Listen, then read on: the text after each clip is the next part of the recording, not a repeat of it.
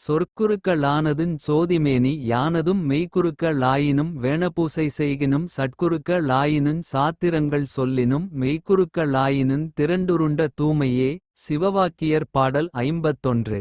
வேதங்களை ஓதி பூஜைகள் செய்து பிழைப்பு நடத்துபவர்கள் இங்கே குருக்கள் என பலராலும் அழைக்கப்படுகின்றனர்.